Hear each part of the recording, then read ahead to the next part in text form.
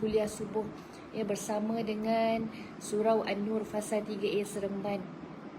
Alhamdulillah ya. Terima kasih Encik Ruzaman Hamzah ya. Alhamdulillah, hari ini kita akan teruskan ya perbincangan berkaitan tentang kitab ya Tasliyatu Ahlil Masaib, bagaimana untuk menggembirakan, menghiburkan hati jiwa dikala ditimpa musibah dan ujian. Masya Allah. Tapi hari ini ya kita nak pergi kepada subhanallah, bagaimana cara dan kaedah mudah insya-Allah yang kita boleh buat bersama pun ya. Dan sambil-sambil tu sebenarnya ya, kita nak juga tuan-puan muslimin muslimat sekalian, kita nak sama-sama juga kaitkan dengan peristiwa kurban ya, pengorbanan kan. Kita dalam bulan Zulhijjah, subhanallah ya, kita 3 Zulhijjah, petang nanti nak masuk kepada 4 Zulhijjah ya. Subhanallah, pada bulan Zulhijjah ini kita ditekankan dengan sifat pengorbanan, hikmah berkorban ya. Maka untuk kita bincang tentang kitab Tasliyatu Ahlil Masaib ini ya, macam mana nak menghiburkan jiwa dikala ditimpa musibah, kita nak bawakan juga kepada tuan-puan muslimin muslimat bagaimana kita nak cuba kaitkan dengan erti pengorbanan itu sebenarnya. Subhanallah, dia ada kaitan kan. Maka jom kita tengok ya. Saya nak bawakan ya untuk pagi-pagi ni ya, sama-sama insya-Allah ya. Subhanallah, Puan Syamsiah Salih, Assalamualaikum Ustazah, sahabat-sahabat jannah pencinta ilmu semuanya. Alhamdulillah, alhamdulillah ya. Moga-moga kita semua nanti ya, moga-moga ya, harapan kita, hajat kita ya, moga-moga kita semua dikumpulkan nanti kembali dalam syurga Allah yang tidak ada lagi erti kesedihan, yang tidak ada lagi kesusahan, kepayahan. Masya Allah, itulah syurga Allah yang abadi, yang banyak kenikmatan, yang penuh kegembiraan. Masya Allah ya, kenikmatan yang tidak ada nilainya, yang subhanallah diciptakan memang untuk kita kata sebagai ganjaran, sebaik-baik ganjaran untuk kita orang yang beriman. Sebab itu moga-moga insya-Allah, amin ya Rabb. Dan bila kita sebut ya, tuan-puan muslimin muslimat, apa kita nak kaitkan tentang bagaimana nak merawat ya jiwa-jiwa yang ketika ini dalam tekanan, kesedihan, kesusahan, kepayahan ya. Sebelum tu kita sama-sama doakan tuan-puan ya pada sahabat-sahabat kita yang mungkin juga sedang menonton ketika ini bersama-sama, ataupun mungkin ada kenalan-kenalan jiran tetangga kita, rumah sebelah, ataupun adik-beradik kita, ataupun orang yang kita kenali dalam keadaan ketika ini ya, diuji oleh Allah dengan musibah, ataupun diuji dengan penyakit, diuji dengan kesusahan, diuji dengan harta benda, diuji dengan kehilangan anak dan seluruhnya, kehilangan keluarga dan sebagainya. Kita doakan sama-sama untuk mereka ataupun untuk diri kita yang sedang menonton ketika ini. Kalaulah kita sedang berhadapan dengan ujian yang besar, doalah sungguh-sungguh, moga Allah memberikan kelapangan untuk jalan-jalan kita nak cari jalan penyelesaian. Moga-moga Allah berikan kemudahan yang sesungguh-sungguhnya, supaya walaupun kita melalui ujian tadi, kita rasa mudah dan kita rasa tenang insya-Allah. Moga-moga ya, siapa pun yang sedang menonton ketika ini, ya Allah berikan jalan kemudahan, kesenangan, yang tidak ada lagi kepayahan insya-Allah. Ataupun sekalipun ya, moga-moga Allah angkat darjat orang-orang yang ketika ini sedang menonton, yang sedang dihadapi dengan tekanan dan sebagainya, kesusahan, diangkat darjatnya beberapa darjat insya-Allah ya, kerana kesabarannya, kerana redanya tadi ya. Moga-moga itu menjadi asbab darjatnya diangkat, dipandang oleh Allah dengan pandangan yang sebaik-baiknya insya-Allah. Sebab itu subhanallah, kita nak tengok tuan-puan ya, pagi-pagi insya-Allah ini saya nak bawakan satu analogi, ataupun kita nak tengok satu kita kata misalan ya, bagaimana kita nak kaitkan pengorbanan yang kita sedang lalui ini dalam bulan Zulhijjah inilah khususnya kita bincang ya, erti pengorbanan tadi, dengan bagaimana untuk pengorbanan itu sendiri boleh membantu kita merawat jiwa-jiwa kita yang mungkin ketika ini sedang ada masalahnya. Jadi kita nak tengok satu analogi tuan-puan. Kalaulah tuan-puan tengok ya tuan-puan, kita ada satu pensel. Saya tak ada pensel pula sekarang ni nak tunjuk contoh kan. Bayangkanlah kita ada satu pensel. Pensel ini tujuannya untuk apa? Pensel tujuannya adalah untuk menulis. Kan ada orang yang dia tulis pakai pen, ada orang tulis pakai pensel. Bayangkanlah pensel. Pensel itu memang dicipta, dibuat untuk menulis. Tidaklah pula pensel tadi dibuat untuk benda-benda lain, untuk tujuan lain. Itu memang tujuannya. Maka pensel tadi yang dibuat untuk tujuan menulis, kita guna setiap hari tuan-puan. Tengok anak-anak kita, cucu-cucu kita. Kan dia pergi sekolah, kita bekalkan dengan pensel. Ya, kadang-kadang hilang penselnya. Masya Allah. Beli 10 hilang. Ada pula yang kita bekalkan pensel. Masya Allah. Ya, mula-mula panjang, jadi pendek, makin kontot. Subhanallah. Ya, kita ganti pula pensel yang baru. Maka apa kita nak tengok tuan-puan dengan pensel ini yang kita boleh belajar dari namanya pensel. Masya Allah. Pensel ini tuan-puan, ya, tujuannya adalah untuk menulis. Ya, banyaknya kita tulis dengan benda-benda baik, benda-benda ilmu, benda-benda kebaikan, benda-benda yang mengingatkan kita daripada kita terlupa dan sebagainya. Dan setiap kali kita guna pensel tadi tuan-puan, pensel tadi akhirnya matanya nanti akan jadi apa? Akan jadi tumpul, Masya Allah. Pensel yang kita gunakan setiap kali tadi, dia tidaklah panjang sebegitu selama-lamanya, yang matanya boleh jadi tumpul. Maka mata yang tumpul, apa yang kita buat?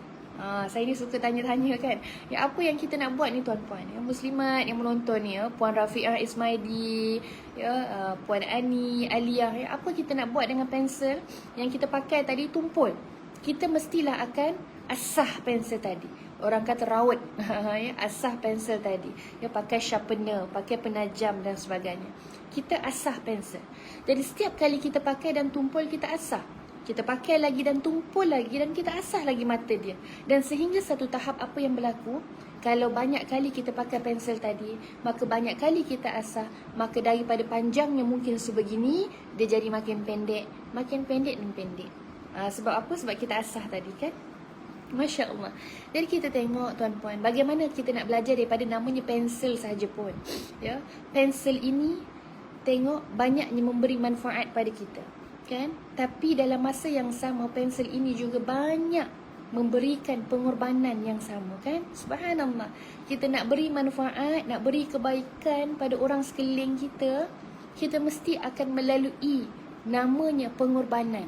Kita mesti melalui. Macam mana pensel tadi, dia tak boleh selama-lamanya panjang, tak boleh selama-lamanya begitulah keadaannya. Kan? Bila dia bagi manfaat, digunakan dengan keadaan yang baik dan sebagainya, mestilah akhirnya dia akan makin pendek. Maka pengorbanan yang dilalui. Dan apa tuan-puan, kita bayangkan makin lama makin pendek pensel tadi, ya, kerana banyaknya yang dia beri manfaat, pengorbanan yang dihasilkan tadi, banyaknya yang dilakukan, ya, maka akhirnya bila makin pendek, kita nak kata usianya dah tak boleh pakai lah kan. Dah makin pendek, dah tak boleh nak pegang pun. Yang orang kata kontot, pendek pensel tadi, tak boleh nak pegang. Jadi kita ganti dengan pensel baru. Maka apa kita nak sebut tuan-puan? Usia kita sebagai seorang manusia, kita ni manusia, kita ni setiap hari sebenarnya perlu melakukan manfaat, memberikan kebaikan. Siapa pun kita. Dan apa? Dalam setiap manfaat kebaikan yang kita kena bagi tadi tuan-puan, yang perlu untuk kita buat tadi, kita setiap kali melalui ataupun memberinya tadi dengan kepenatan, dengan kesusahan, dengan air mata pun kadang-kadang. Kan? Tapi apa kita nak sebut, semakin lama pendek pensel tadi, semakin pendek juga usia kita ini. Semakin pendek dan singkat juga umur kita ini. Maka subhanallah, adakah kita ini sama dengan pensel yang makin pendeknya pensel tadi makin banyak manfaat diberikan? Atau kita semakin pendeknya umur kita tetapi tidak ada apa-apa pengorbanan dan manfaat yang kita berikan? Masya Allah. Sebab itu, subhanallah, dengan pensel pun kita boleh belajar sebenarnya sesuatu benda.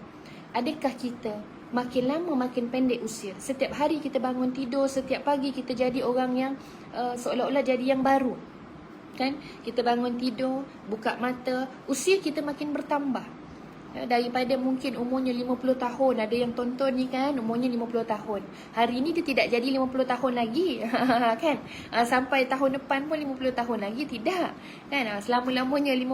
Ada pula kata saya ni Ustazah, selama-lamanya 30. Selama-lamanya 20. Tidak. Kan? Umur kita contoh tadi 50 tahun. Hari ni kita bangun tidur jadi 50 tahun satu hari. Esok kita bangun tidur jadinya 50 tahun 2 hari, Masya Allah. Maka tengok umurnya makin bertambah, tapi dalam masa tersebut usia kita makin singkat dan singkat. Maka apa persoalan yang kita nak bawa? Ya, semakin singkat ni usia kita, apa manfaat yang kita dah berikan pada orang lain yang sekeliling kita, dan setiap manfaat tadi, adakah pengorbanan yang kita lakukan itu berbaloi atau tidak? Masya Allah. Sebab itu, ya, bila kita sebut siapa pun peranan kita, tuan-puan, muslimin, muslimat, cuba tengok. Kalau namanya wanita, saya perempuan, saya wanita. Puan Nur Aisyah yang menonton ketika ini wanita. Puan Maznah Malik yang menonton ketika ini wanita. Puan Irda Syakina, Puan Hasnah dan seluruhnya yang menonton ini wanita. Maka kita ini wanita, peranan kita apa? Kita wanita, kita sebagai isteri.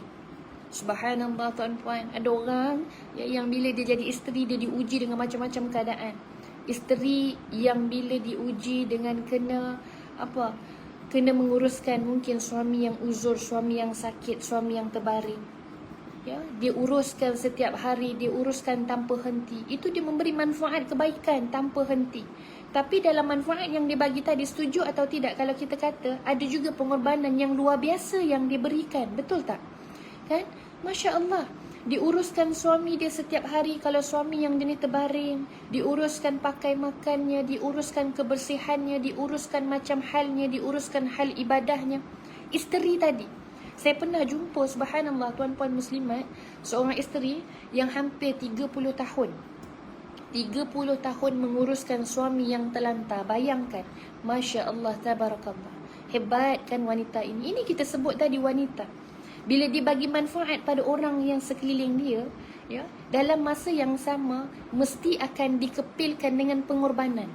Sebab bukan mudah. Ya, kalau kita kata tadi kan puan yang menguruskan suaminya 30 tahun, moga-moga ya Allah memberikan ganjaran yang tidak ternilai padanya. Masya Allah, pada siapa pun yang menonton ketika ini. Kan, subhanallah, tengok ya. Pengorbanan yang dilalui, yang kita nampak, oh diuruskan suaminya 30 tahun. Tapi setiap saat yang dilalui kita tak tahu. Mungkin dilalui dengan kepenatan, mungkin dilalui yang tak cukup tidur, dilalui tempoh-tempoh tadi dengan air mata juga mungkin. Tengok. Ada pula orang lain, wanita lain, dia sebagai isteri, dia bagi manfaat, dia bagi kebaikan pada keluarganya. Masaknya sedap, pakai makan dijaga. Tapi diuji pula dengan keadaan suaminya. Masya Allah. Suaminya mungkin ada perempuan lain ataupun skandal pula. Contoh lah, ni contoh ya. Ni bukan tak ada kena-mengena yang hidup ataupun yang dah meninggal dunia, tak ada. Ini contoh yang senang untuk kita faham. Sebab itu subhanallah, tengok. Dalam erti kata memberi manfaat sebagai seorang wanita, sebagai isteri tadi, dalam masa yang sama dia melalui juga ada benda yang perlu dia korbankan. Korbankan emosinya, korbankan perasaannya, korbankan rasanya, Masya Allah. Kan, pengorbanan. Sebab itu bila kita sebut tentang Zulhijjah, dan kita tidak lari dengan erti berkorban, erti pengorbanan. Sebab setiap orang, tuan-tuan, yakinlah kita sedang melalui pengorbanan yang berbeza-beza daripada status ataupun tahap-tahap kita. Kan? Kalau suami pula, ada pula kata, tengok ya, Encik Syam Abdullah ya, contoh, Cik Rani, lagi siapa ni ada, Cik Den Jamal, subhanallah ya. Nanti kata ustazah tu mentang-mentang dia perempuan ya, dia sebutlah pasal perempuannya, tidak ya. Yang muslimat, yang muslimin ya, yang menonton ketika ini, yang bersama-sama kita juga, tuan-tuan yang menonton juga, tuan-tuan juga ada peranannya sebagai lelaki. Contoh, sebagai lelaki, sebagai suami, Masya Allah, lagilah tanggungjawabnya besar, tugasnya besar. Kan, memberi manfaat tidak terkira siang malam kepada keluarga, kepada orang yang disayang. Tapi apa? Daripada setiap manfaat yang dibagi tadi, ada tak pengorbanan? Ada. Ya, yang dilalui, ya, yang tak cukup tidurnya sebab kerja, yang mana penatnya, yang mana macam-macam tu tadi, tuan-puan. kan. Yang kadang-kadang kita pernah tengok kan, Masya Allah, hebat orang-orang lelaki ni kan. Suami-suami kita ni hebat ni tuan-puan, ya. Puan-puan yang menonton ni, suami-suami kita hebat ni, ya. Tengok kadang-kadang tak ada lagi matahari ni, pukul 5, pukul 4 pagi dah siap-siap nak pergi kerja kan. Subhanallah, pergi kerja, kadang-kadang naik motor, hujan pula, Masya Allah. Ya, tengah-tengah on the way, tengah-tengah nak pergi kerja tadi, hujan, naik motor basah kuyup. Sampai kerja dah basah, menggigil kesejukan. Kemudian kerja tadi pula macam-macam. Suami tadi yang hebat ni, yang kerja tadi nak cari nafkah untuk isteri, untuk keluarga ni, ya, mungkin berjumpa, berurusan dengan majikan yang mungkin jenis yang panah baran, ya, jumpa dengan klien-klien, dengan orang-orang yang mungkin macam-macam, yang menguji kesabaran, tapi dia tetap sabar sebab nak cari nafkah. Ada pula kalau orang yang bekerja yang lagi berat, ya, jenis buruh ataupun petani dan sebagainya, Masya Allah, pun hebat kan. Ini kita tengok mereka nak memberi manfaat pada keluarganya, tetapi dalam masa yang sama pengorbanannya tadi, Masya Allah, sangat tinggi. Sebab itu kita sebut tadi kan, setiap orang merasai pengorbanan yang berbeza-beza. Sebab itu hargailah kan, isteri kita mungkin dekat rumah, kita melalui pengorbanan yang lain. Kita kena urus anak-anak, kita kena urus hal rumah tangga, kita penat. Tapi kita kena sedar juga yang suami juga ada pengorbanan yang mereka buat. Maka hargailah pengorbanan yang mereka buat. Kadang-kadang balik penat kan, urut-urutlah sikit bahu, bagi minum, ya, sediakan air, minuman, bagi makan kenyang-kenyang, contoh kan. Masya Allah. Yang suami pula, dia tahu dia penat, tapi dia kena hargai juga isteri kan. Isteri dia tahu, isteri juga berkorban di rumah, isteri juga penat dengan urusan yang tersendiri. Maka saling menghargai ini, Masya Allah, Subhanallah, sangat-sangat luar biasa. Sebab itu, dengan perkara-perkara ini, bila kita jelas tuan-puan, kita melalui pengorbanan yang bila kita sebut pengorbanan, dia akan ada naik dan turun. Kan naik turun apa ni, macam-macam lah. Emosinya naik dan turun. Kadang-kadang sedih, kadang-kadang marah, kadang-kadang gembira, macam-macam. Ya, ada pula jenis mental pula naik dan turun. Ya, kadang-kadang rasa give up, rasa putus asa, kadang-kadang rasa semangat, macam-macam. Ya, ada pula fizikal naik dan turun. Bila rasa kita ni kan, kita berkorban dengan macam-macam keadaan yang suami tadi. Dia cari nafkah, keluarga, penat dan sebagainya. Ada masa dia sakit, ada masa dia tak larat, ada masa dia penat. Ini, ya, maka tengok pengorbanan ini dihiasi dengan macam-macam keadaan. Maka kita nak sebut subhanallah tuan-puan, macam mana hari ini kita nak urus. Moga-moga ya, nilainya pengorbanan yang kita lalui tadi, pengorbanan yang bernilai insya-Allah di sisi Allah. Sebab itu masya-Allah ya, bila kita berkorban kita penat. Bila kita berkorban kita rasa kita tak larat. Tapi tuan-puan, jom, rupa-rupanya ada cara yang boleh bantu kita untuk kita kekal berhadapan dengan masalah, dengan apapun keadaan yang sedang kita lalui ini. Subhanallah. Apa dia? Dan kalau kita nak tengok tuan-puan ya, para ulama ya, ulama salafus salih menyebutkan apa?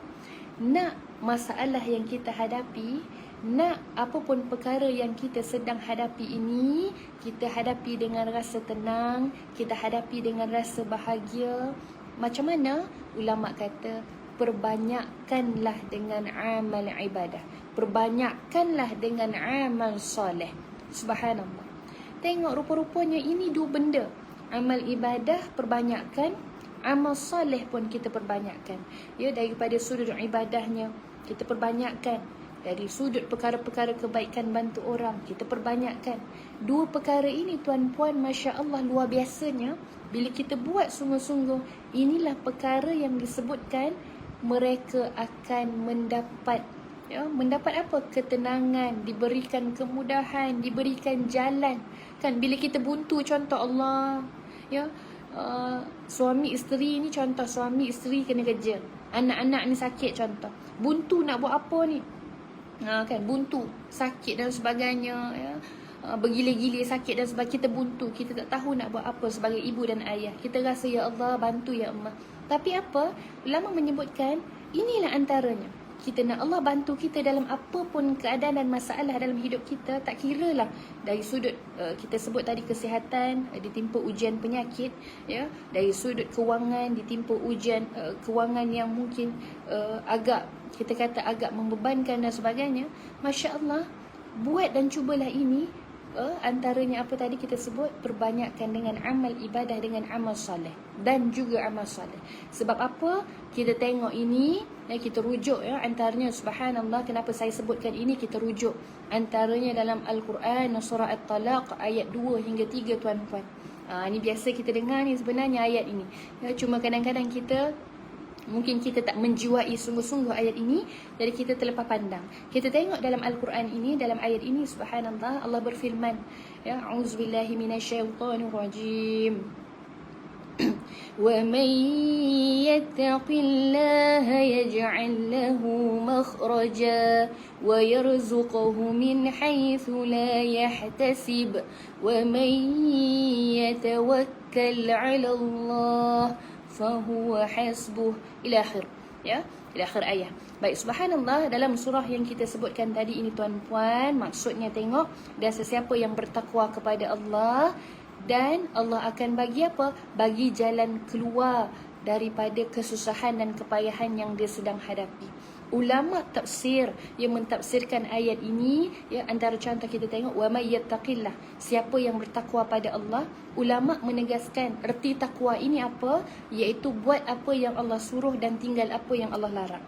Maka siapa yang buat apa yang Allah suruh dan tinggal apa yang Allah larang, buat apa yang Allah suruh ini boleh jadi dua benda, perbanyakkan ibadah, perbanyakkan amal soleh, ataupun jaga kualiti ibadah, jaga kualiti amal soleh. Maka apa? Subhanallah, dalam ayat ini diberikan jaminan-jaminan, Allah berikan jalan kemudahan daripada kesusahan yang sedang kita lalui. Sebab itu, Masya Allah, siapa yang sekarang ini mungkin ada apa-apa masalah, masalah dengan anak, masalah dengan keluarga, masalah dengan suami, masalah dengan adik-beradik, masalah dengan majikan mungkin. Apa yang disebutkan? Yang pertama, perbanyakkan dengan kuantiti. Kuantiti ni kita memperbanyakkan. Maksudnya apa? Solatnya, kalau sebelum ni kita jaga solat fardu saja 5 waktu, perbanyakkan dengan solat sunat. Kalau sebelum ni kita hanya puasa pada bulan Ramadan saja, lepas ni, sebab kita yakin dengan ayat ini disebutkan wa may yattaqillaha yaj'al lahu makhraja. Kita nak yang ini. Siapa yang bertakwa pada Allah, Allah beri jalan keluar daripada masalahnya. Kita nak yang ini. Kita sedang berhadapan dengan masalah. Maka apa yang pertama tadi? Kuantiti. Kan, kuantiti banyak kan. Siapa yang mungkin puasa pada bulan Ramadan saja, lepas ni banyak kan puasa sunat pada Isnin Khamis, mulakan insya-Allah. Ini perkara-perkara yang kita nak perbanyakkan. Mungkin lepas ni, sebelum ni kita ni hanya baca Al-Quran mungkin seminggu sekali, mungkin contoh seminggu sekali. Bila ada masalah, bila berhadapan dengan masalah, kita yakin dengan ayat ini sungguh-sungguh yang Allah akan beri jalan keluar daripada kesempitan kesusahan kita. Kita kena yattaqillah, kita kena bertakwa pada Allah. Maka takwa ini dalam erti kata kita sebut tadi, buat apa yang Allah perintah, Allah suka. Maka apa? Perbanyakkan dengan perkara-perkara yang kita nak contoh tadi, puasanya, salatnya, zikirnya, Masya Allah. Kalau sebelumnya mungkin kita ni zikir hanya lepas solat je, kan, 30 kali contoh, kan. Lepas ni tuan-puan, sebab kita nak keluar daripada masalah yang kita sedang hadapi ini, lagi banyakkan zikir kita. Ini subhanallah, bukan susah pun kan. InsyaAllah kita boleh buat sama-sama, InsyaAllah, izin Allah. Sebab itu yakinlah, maka Allah akan beri jalan keluar daripada masalah. Kalau kita rasa bebanan hutang yang teruk, yang membebankan, banyak-banyak, dalam erti kata kita usaha, dan dalam masa yang sama kita yakin dengan apa? Dengan apa segala yang Allah boleh izinkan atau apa yang kita boleh, untuk sama-sama tadi kita sebut, banyakkan zikir untuk Allah mudahkan urusan kita, insya-Allah. Subhanallah, ini kita kena yakin. Sebab itu kita tengok lagi pada sambungan ayat yang tadi, wa yarzuqhu min haitsu la yahtasib. Masya-Allah. Kita juga dalam masa yang sama, sebab tadi kita kata kita jaga kuantiti, kita perbanyakkan. Dan juga selain daripada kita ini dikeluarkan daripada masalah tadi, insya-Allah diberikan jalan, maka Allah juga akan beri rezeki daripada arah yang tidak disangka-sangka.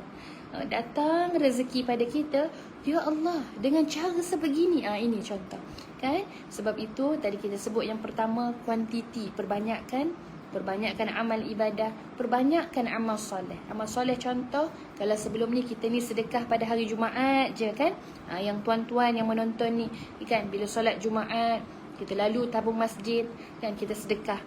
Tapi lepas ni sebab kita yakin dengan ayat yang kita baca tadi ni tuan-puan, kita sungguh-sungguh yakin bahawa Allah boleh bantu kita dengan cara-cara yang kita sebut tadi, maka kita perbanyakkan sedekah.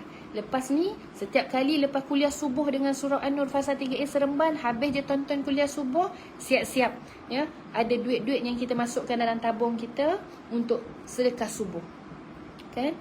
Sedekah subuh setiap hari, Isnin, Selasa, Rabu, Khamis, sampai je Jumaat tuan-puan, kita pergi masjid nak solat Jumaat, sedekah, tabung sedekah subuh tadi kita terus masukkan nilai-nilai yang ada tadi, yang terkumpul tadi, terus kita masukkan dalam tabung masjid pula. Masya Allah, kita perbanyakkan. Jadi yakinlah dengan perkara ini, Allah akan bantu. Allah berikan rezeki daripada perkara-perkara ataupun daripada mana-mana arah yang kita tak sangka-sangka. Subhanallah kan. Itu kuantiti. Yang kedua, kualiti. Kualiti ni apa? Ni kita sebut kan, bila sebut tadi takwa, kita buat apa yang Allah suka, Allah suruh, maka kita perbanyakkan. Yang kedua adalah kita jaga kualiti dia. Contoh dia, ada orang ustazah, saya ni tak larat ustazah nak bangun pagi-pagi 3 pagi, 4 pagi nak buat qiyamul lail, nak buat tahajud. Kan, sebab ada anak kecil contoh, ataupun esok tu nak kena bangun awal, tak sempat nak buat, contoh lah ni ya. Jadi apa, kita boleh tengok yang ini juga, kita jaga kualiti. Subhanallah ya, kita jaga solat fardu yang 5 waktu tadi, tapi kualitinya Masya Allah kita jaga sungguh-sungguh. Jaga dengan erti kata, bila kita solat tadi, kita faham apa maksud yang kita baca. Itu pun antara jaga kualiti kan. Dalam solat tadi kita jaga tamak-ninahnya, tidak terlalu laju. Itu pun jaga kualiti. Apa lagi kualiti dalam solat? Lepas solat kita tidak terus tak terus bangkit tak terus bangun. Ya, yang muslimat contoh kan, tak terus cabut telekung kan. Apa kualiti dalam solat? Antaranya duduklah berlama dulu selepas solat. Duduk berlama dalam arti kata kita zikir ya, kita membesar dan mengagungkan Allah.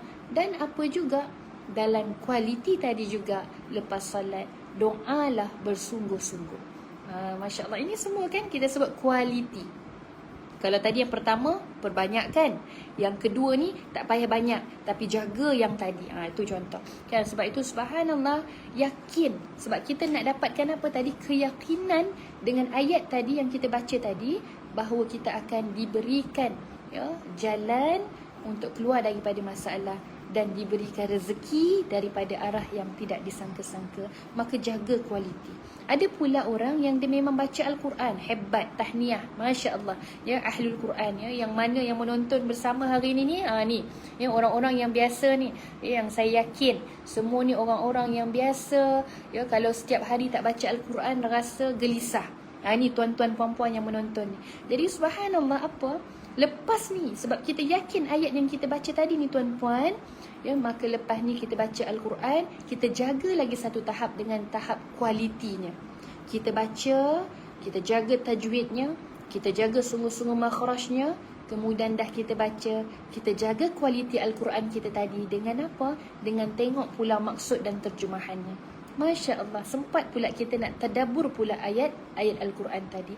Ini kualiti. Masya Allah. Macam puasa pula, contoh puasa apa ya, kalau kita tadi kata kalau kualiti ni kita banyakkan puasa sunat, bukan Ramadan saja. Lepas ni tuan-puan, kita nak kualiti puasa kita, bukan kuantiti saja.